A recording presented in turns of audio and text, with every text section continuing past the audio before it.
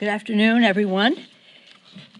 Some of us have just come from the White House, where the president really signed a monumental bill, the Honor Our Pact Act, for our veterans. It was legislation spearheaded in the House by Mr. Takano, chair of the Veterans Affairs Committee, and in keeping with our purpose, honor our oath to protect and defend, and again, to honor our veterans for their service. As we have said, in the battlefield, we leave no soldier behind, and when they come home, we leave no veteran behind. Protecting to defend is what our CODELs are always all about, defense. That's the purpose, the justification.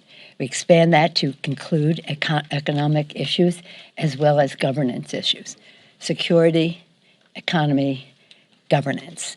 To that end, we follow the lead of our president, who made clear that one of his priorities was a strong Asian Pacific initiative to increase our cooperation in those fields: security, economy, and governance.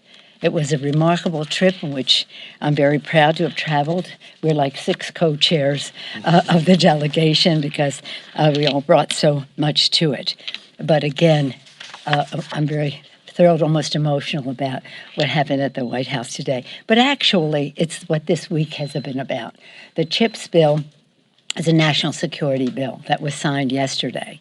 The PACT bill today, again, yesterday afternoon, the president signing the authorization for our support of Sweden and Finland coming into NATO, and then on Friday when we pass the IRA, the Inflation Reduction Act, again recognizing that strong economy is essential to a strong defense of our country. So again, we went to, as you know, Singapore, Malaysia, Taiwan, South Korea, the Republic of Korea, and to Japan. In all of the countries, we met with the leadership of the country, but important to us and central to it was our interparliamentary meetings to show that we see the role of Congress in strengthening the discussion. We went with humility, we went with respect to listen, to learn what their views were about what the president was proposing, and sharing with candor and respect how we saw things. It was very constructive in that way.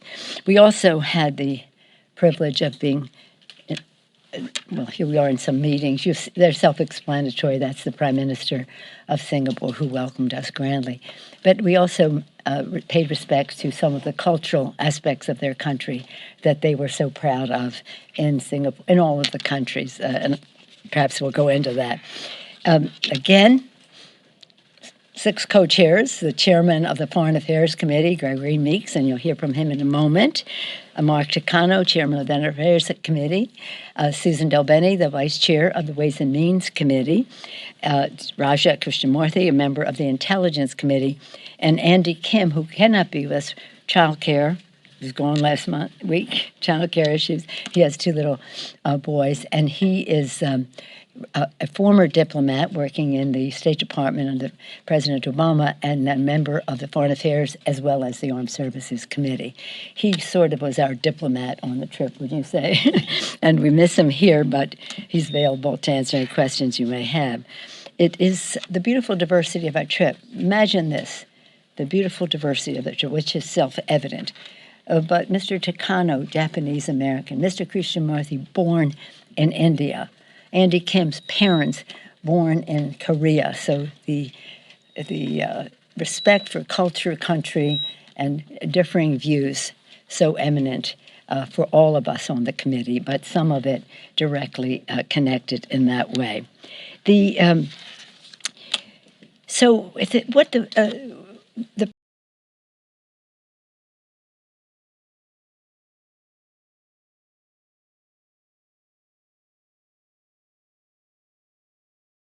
Thank them all for their immediate and strong response to condemn Russia for its invasion of Ukraine. To the president, especially those in South Asia, we thank them for their leadership and just banning Burma, as I call it, from participating in some of their meetings in reaction to their execution of 4 political leaders there and their oppression of political dialogue there. It was remarkable to see, but of course we talked about, in terms of governance, we talked about COVID, we talked about climate change, and the rest. So it was very valuable. In different countries we had specific issues that related to their countries, which we can talk about if you wish. In terms of Taiwan, our purpose in going to Taiwan was to say that we have this strong relationship built on the status quo, which we support, which is really important because they're saying, well, we're trying to upset. No, the Taiwan Relations Act of 1979, at the same time as our change of recognition, established the terms of our relationship, the 3 U.S.-China joint communiques, and the 6 assurances. So there's no departure from that. But in keeping with that, we will not allow China to isolate Taiwan. They have kept Taiwan from participating in the World Health Organization, other things where Taiwan can make a very valued contribution. And they may keep them from going there, but they're not keeping us from going to Taiwan. We will not allow them to.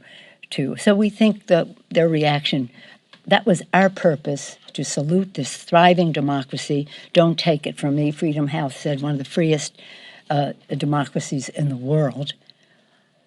Show our respect for that, for the success of their economy, for the enthusiasm of their young people to embrace democracy, and others as well, but the young knowing nothing else except a free Taiwan. So that was our purpose. Their pretext was our visit, for them to do what they normally do, intensified. They didn't do it when the Senate went under Chairman Menendez of the Foreign Relations Committee. They just decided to do it this time. So in any event, we're very proud of our delegation. We're very proud of our men and women in uniform. When I talk about security, whether it was at Travis Air Force Base, whether it was in Hawaii, where we visit with them and went to the Arizona, and then to Guam on our way to get their appraisal of the situation in the region, the Asian Pacific, and also to pay our respects to our men and women in uniform, which we did there, and we did in the countries that we visited, especially in Korea and in Japan. And in Korea, we had the privilege, led by the General Lakamura, to go to the DMZ to get an up-to-date current report of the North-South dynamic in Korea. It was interesting to me because I've been to Pyongyang, I've been to North Korea. It's a horrible place, but again, we were seeing where at the border how things were going. So for these and other reasons, we were very honored to be received. We thanked our host, of the host countries. We spent a good deal of time in an interparliamentary way in every country with their speakers and that. And again, we thank our embassies and our diplomats who represent us so well and who made our visit such a success. Just close by saying 2 things. When we were in Japan, we were beautifully welcomed at the Diet. We went there to pay our respects to Prime Minister Abe, who was a friend of America, and they had their tribute. They'll have more, but this one they invited us to. It was very sad, but again, a connection between our 2 countries. And in closing, I just want to thank our president. He has been a president for peace, for security, for economic growth, for good governance, and we're very proud of his initiative, which was the main purpose of our visit and our timing. With that, I want to yield to our distinguished chair of the Foreign Relations Committee, that's the Senate, the Foreign Affairs Committee, and the place where so much of all of this begins, to praise him for his commitment to our security, our economic success, and good governance in all of the countries that we are engaged with. Mr. Chairman. Gregory Meeks of New York. I want to thank you, Madam Speaker, for the opportunity to participate in this very important, very substantial, and very successful CODEL. It was important for us to be there in the region. The people of the region wanted to see us there. They understand that part of what is taking place in the world is, as we see from place after place, it's a question of democracy versus an autocratic government. And they want to know that we are partners. And that's why they welcomed us at every stop that we went to, saying thank you for being here, whether it was Taiwan, South Korea, Japan, Singapore, or Malaysia. In Taiwan, we saw people lined up down the streets, over 250,000 people watching our flight land. And then the crowds on the streets saying, thank you for coming. We had the opportunity to talk and to have conversation with various of our legislators, which was really important. And we had to then chat it back and forth on what we're doing. And I had the opportunity as chair of the Foreign Affairs Committee to let them know that we're doing many things, particularly in regards to Taiwan. We've got some bills that were coming out or that have passed already, like the Taiwan Peace and Stability Act. They were interested to know that, like the Taiwan Fellowship Act and the Taiwan Reassurance Act, and provisions supporting the name change of TACRO to the Taiwan Representative Office in the United States. Again, it is not us who want to change the status quo. We see that coming from Beijing. And they were so appreciative that we stood to show that we're going to partner with our friends and allies throughout the region. They all have issues, whether it's the South China Sea or the Taiwan Strait. But they want to know that we are there, and they want to see even our soft power. And that's why the conversations that you see with my fellow members, and they'll talk about whether it's working with our veterans or dealing with climate or dealing with what was historic with reference to chips and exchanges and dealing with manufacturing goods in the United States. I conclude just by saying that, and I thank President Biden also for being in the region. He's visited the region and done another thing. So we're in lockstep with our focus and our message to the people in Southeast Asia, that you have a friend, an ally, and a partner in the United States of America. And when you call to ask us to come to visit you, as we did on this trip, we'll be there with you. So with that, I just turn it over to the chair of the Veterans Affairs Committee, Chairman Mark Takano. Yeah, thank you. Thank you, Mr. Chairman. We kind of call each other Mr. Chairman all the time. When we first became chairman, we were just so thrilled in 2018. Mr. Chairman. So good afternoon. I am Mark Takano. I chair the Veterans Affairs Committee, and I was honored to attend this congressional delegation, be a part of the congressional delegation with Speaker Pelosi and our colleagues here today. And while we were abroad, there was interest with our defense security allies and partners. Some are allies and some are partners. Interesting enough, we visited all very, very robust, inspiring democracies. Some of those democracies have a quote-unquote balanced approach with China. They don't really want the United States to force them to choose sides. But interesting enough, even those that don't want to be forced to choose sides are very, very, very interested in the United States being their security partner. We help them with military armaments and training and training together. And of course, they were interested in what we do with our veterans. I had a long, extensive talk with the defense minister of Malaysia on that topic.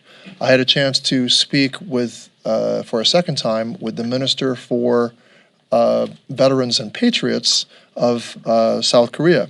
We're very interested in moving forward more work on the Korean Valor Act, which was included in the recently passed fiscal 23 NDAA. The Valor Act was passed there, and it has to, I don't want to get into the details yet, but it has to do with naturalized Korean American veterans from the Vietnam War era and how we can serve them better here in the States. We had a chance to, wherever we could, bring up the issue of human rights, but also I believe that the health of any, when we visit all democracies, that the health of any democracy is measured by how well it protects its vulnerable minorities, in contrast to the authoritarian countries that Mr. Meeks mentioned. And so we raised the issue of how well are your vulnerable minorities being treated, as well, including LGBTQ people. So we raised that in countries where that topic is not necessarily one that's very comfortable. But interesting enough, I think there was actually a willingness to talk and a willingness to discuss those things. Just last night, as an after effect of this CODEL, I was on a virtual discussion, a virtual interparliamentary discussion with Japanese and Korean parliamentarians from the South Korean Assembly and leaders of the Japanese Diet. Amazing. The impact of this trip was very evident. Huge openness to moving forward the trilateral alliance among Japan, the United States, and Korea. So very, very important with regard to the Taiwan Straits issue, and having our countries work more closely together. One of the things that came out of that discussion last night is all of us are calling upon our heads of state to get a summit of the three nations to happen. And that's one of the things that I think is an after effect of this trip, is that there's this huge openness that I see. And while it's not direct, I'm not talking about Taiwan so much, but really this trilateral alliance is really so important in terms of our being able to provide a space for Taiwan, to exist in the status quo. We're looking to, and it's China's who has challenged the status quo.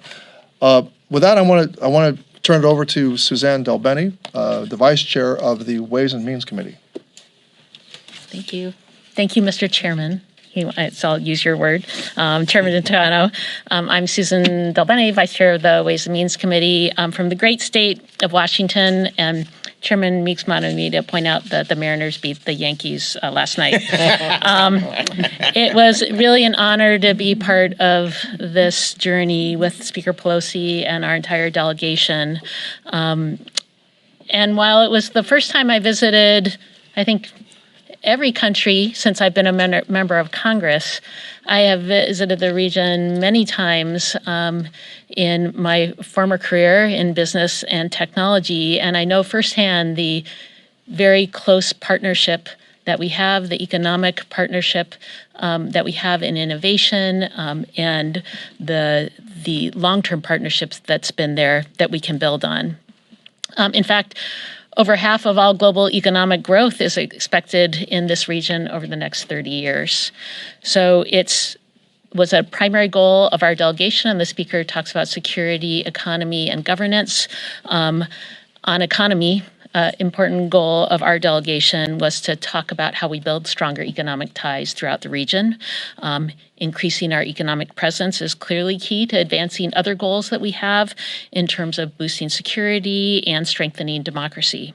So we should be strengthening partnerships and throughout the region with like-minded countries, and we should also be building on the partnerships we have. I think it's very, very important that we are collectively rule makers in the region, not rule takers. This is especially true when it comes to areas where we don't have strong international norms and standards, such as the rules that govern our digital economy or consumer rights in the digital economy. In our meetings, we discussed the opportunities of the new economic initiatives like the Indo-Pacific Economic Framework or the U.S.-Taiwan Initiative for 21st Century Trade, and how we can continue to build on those partnerships to address and strengthen supply chains so our economy, our collective economies are more resilient, in the face of a pandemic, wars, or other future shocks. And we also discussed the CHIPS and Science Act that President Biden signed into law yesterday. Another key piece of legislation to strengthen our supply chains and create the resiliency and redundancy that's so important, and obviously to make sure we have increased manufacturing capacity right here in the United States. And it's critical. We talked about, semiconductors are in everything, not just things that we think of traditional technology from, cell phones or computers, but washing machines to ultrasound equipment to trucks and airplanes. The bill also boosts federal investments in research and innovation so that we can continue to lead the way in years to come. And that's an opportunity that we can do throughout Asia also. Our overarching goal is to work together toward shared prosperity, and the speaker talked about shared prosperity a lot on our trip, and how we can use our innovative capabilities to solve new problems, like to address climate change, to advance energy security, to bring down inflation, and to promote equality. So it was a rich conversation, important conversation, one that we will continue moving forward in conjunction with the administration, with Secretary Raimondo and Ambassador Tai to continue to build our partnership there. So I want to now introduce a member of the House Intelligence Committee, a proud representative from Chicago. I think everyone we met knows that Raja Krishnamurthy is from Chicago. So let me turn it over to Congressman Krishnamurthy. That's pretty cool. So as a Cubs fan, we're not going to talk about baseball today, sadly. But in any case, thank you so much, Speaker Pelosi, for including me on this particular trip. Thank you to all of you for paying attention to this congressional delegation trip. Our presence in these various countries was welcome because the United States ultimately is incredibly important for the security of the region.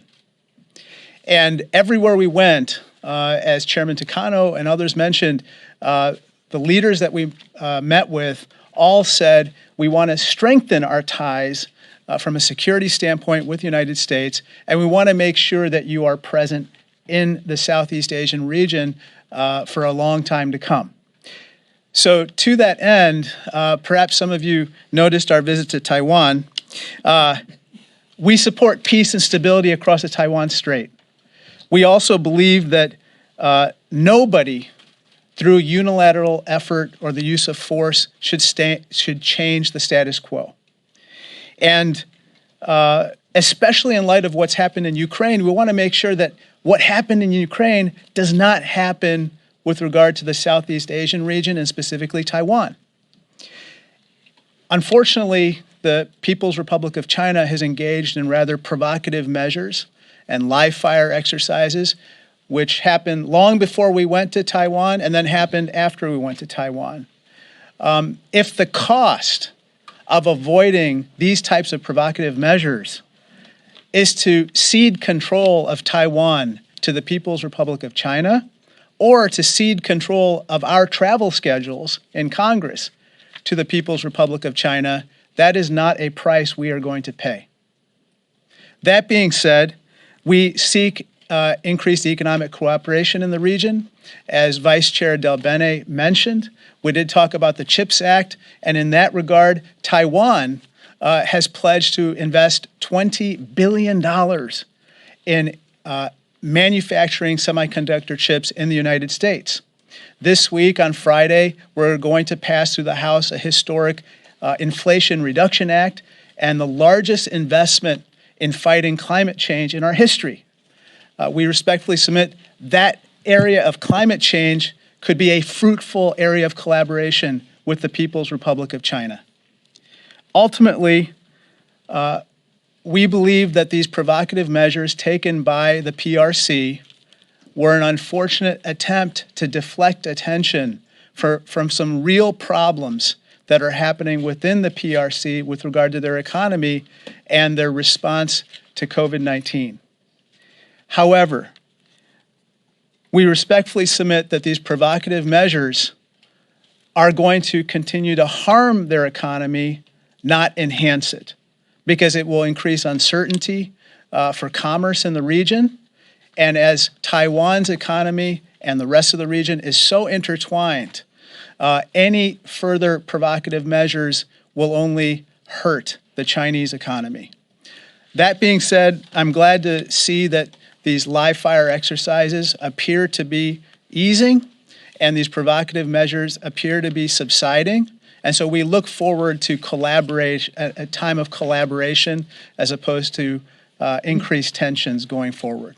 Thank you. Thank you very much, my colleagues. Thank you very much, Cubs fans, Mariner fans, Yankee fans. What are you? What am I? Yeah. Putting you on the spot. Be Dodgers, diplomat- Angels, I'm whoever's Giants and Orioles. But in any event, as you may know, baseball is a big sport in Japan. And we did spend a good deal of time with the Japanese members of parliament bragging about their exports to the United States in that regard. And the cultural aspects of our visit were very unifying, shall we say. When we were in Korea, they said, we understand you like U2 and Bono's music, so they had these beautiful performers come in playing on YouTube songs on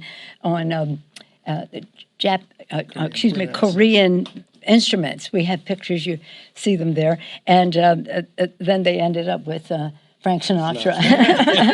And then my way, yeah. And then in Singapore, what we saw there was quite remarkable. They park by the bay, the big giant tree, and all the rest of that. But they take great pride in their cultures, and we wanted to pay our respects. One thing I do want to point out: when you see all those empty seats, that's the Diet. You saw those empty seats in that one film. If you looked up. There's where we're being welcomed in Malaysia, but that's in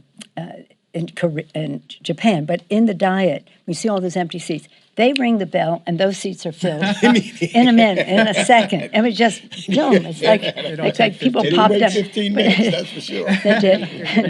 And, in any event, for these and other reasons, and I wanted you, this is the DMZ. This is Panmunjom, the border. That building in the back is North Korea. There's with the Prime Minister of Japan. We were very honored to be welcomed by him. They're talking baseball there, I guess. In any event, there it is. In a minute, 30 seconds to be filmed. My colleagues have heard me say this again and again. When I was a student, I was at the inauguration of John F. Kennedy, before any of you were born, and perhaps even before your parents were born. But in any event, everybody made a big fuss, and students learn all over the world, and certainly in our country, what the president said to citizens of America: ask not what your country can do for you, but what you can do for your country. You all learned that in school, right? Shake your head, yes. In any event, the next line is what I remembered and struck me. He said, citizens of the world, ask not what America can do for you, but what we can do working together for the freedom of mankind.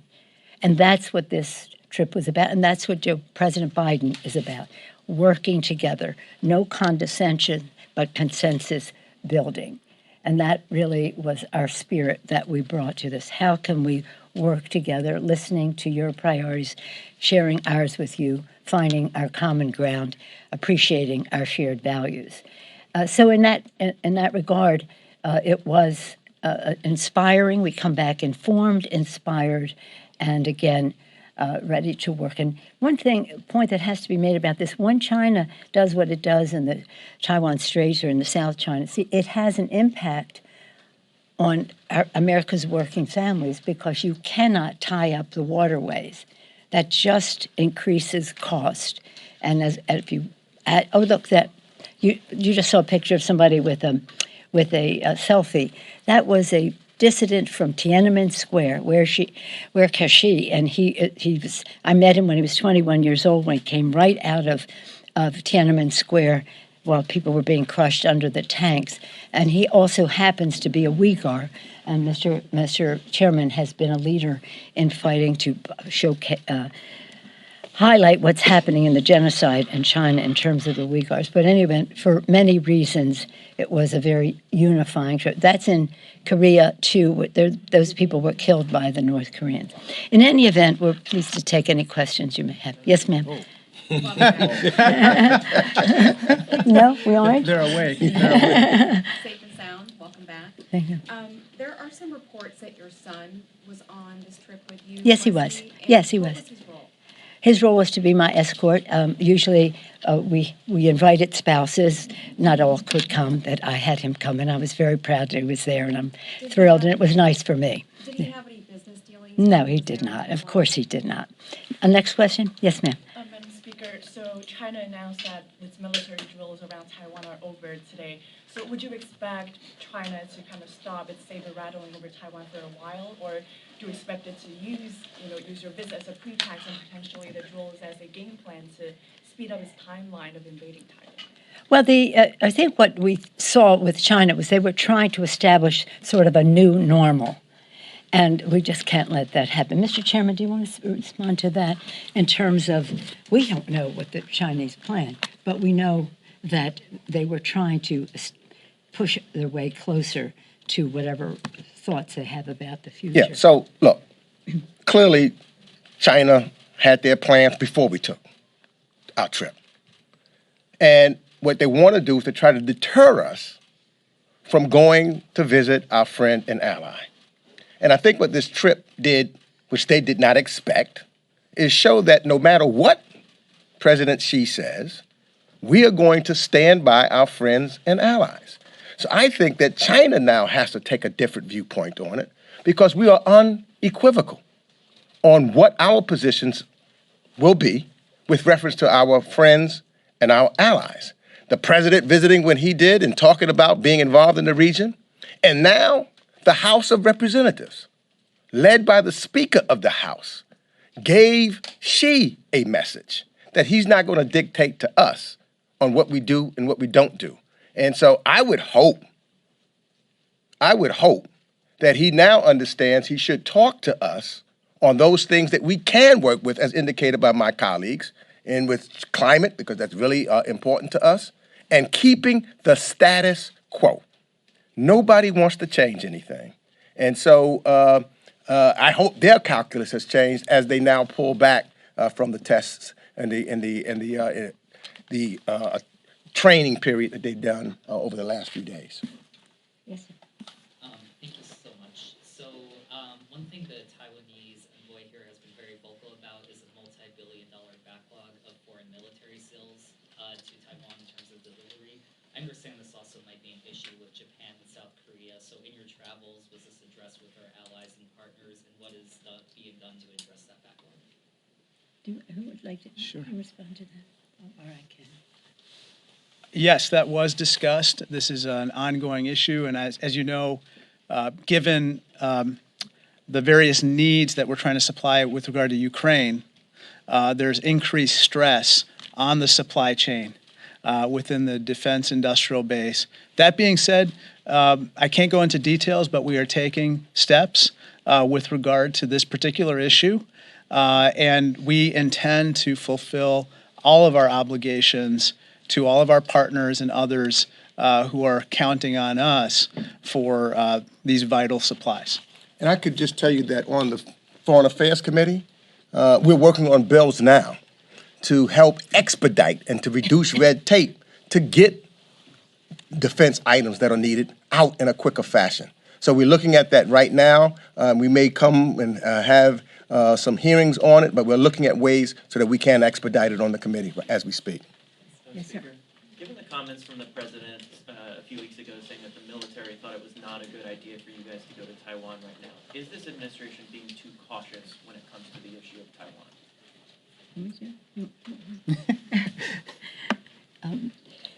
It was we really do not address any questions about our travels before a trip. And so in keeping with that, I won't comment on the comment that the president made before our trip. But all I can say is that we are very proud of our military. Their preparation and their actually, I think, minimize the impact of the Chinese on our trip. So they took very good care of us. I don't remember them ever telling us not to go, the military. No. And the other thing they did say that our soft power in the region is tremendously important to go along and complement what they're doing in the region and how we need to work collectively, because the people want to know what we're doing and how we're invested in them. So they really welcomed, from our dialogue, like us being there and talking about soft power and how we can engage in the region in that manner also. One more, yes, sir. Madam Speaker, thank you. Do you think the Department of Justice or the FBI should come forward and offer some kind of either explanation or at least context for the raid at Mar-a-Lago or something they may not typically do, but given the unprecedented... I think we made it really clear that this meeting was about this Codell. I'll be having another press conference the next day or so about legislation and about whatever else is going on, with all due respect to your question. On this subject... I know security was important on this trip, but in terms of security here at home, since this action was taken against... I'm sorry, it's hard to hear you. I said I know security was important on your trip, Yeah. But just in terms of security here at home, just in light of the action at the former president's home, is there any concern right now among you or members about your own security, given some of the chatter, this talk about civil war? Some say it's on par with January 6th. Well, with all due respect, I place your category in the same, your question in that same category, but we did have a briefing that was long planned before any of the actions of this week, was long planned for security for members, all members of Congress. On this subject? Yes, Madam Speaker. What was your reaction to China's sanctions against you and your immediate family members? There's no reaction. Who cares? I mean, right? Look, I want to tell you something. Let's enlarge the issue. We're talking about, as our chairman, distinguished chairman, and others have mentioned, the struggle between democracy and autocracy. Autocracy is not a peaceful place. So again, whether it's the South China Sea, the Straits of Taiwan, whatever's happening in Tibet, in the Uyghur regions, Hong Kong, and the rest. We didn't go there to talk about China. We went there to praise Taiwan. We went there to show our friendship, to say China cannot isolate Taiwan. So that's what it was about. That is incidental to me, of no relevance whatsoever. But again, we'll be together perhaps tomorrow or the next day to talk about other subjects. But for now, again, I want to thank my colleagues. They just were so fabulous on this trip because they brought knowledge, they brought values, they brought strategic thinking, they brought respect for the people that we met. And may I just say that while we praised our troops and General Kamara, who took us around, they were fabulous. As you see, every place we could, showcase them, praise them, and the rest. But on the diplomatic side, we were beautifully represented. Ambassador Kaplan, Ambassador McVetter, Ambassador Goldberg, Ambassador Emmanuel. I was leading up to him, and our former colleague, Emmanuel, and then our representative, Al Kirk, in Taiwan. We praise them for their diplomacy, which is very much the soft power that is important to our security as well. We just close by once again saluting our president for what he has done in our North Atlantic relations, which are so important, as well as his initiative with the Indo-Pacific Economic Framework. Thank you all so much. Thank you.